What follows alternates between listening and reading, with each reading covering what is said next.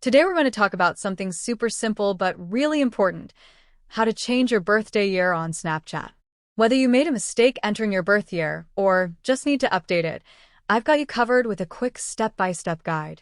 So let's jump right into it.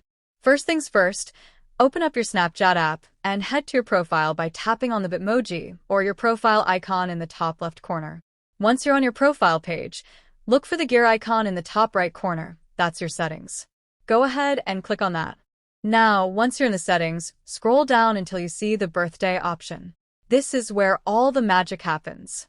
Tap on it, and you'll be taken to the page where you can view and change your birth date. To change your birthday year, simply click on the birthday date that's displayed. A calendar will pop up, and you can select your correct birth year and make sure everything looks right. Once you've chosen the correct date, just hit Continue to confirm your new birthday info. And that's it. You're all set with your updated birth date on Snapchat.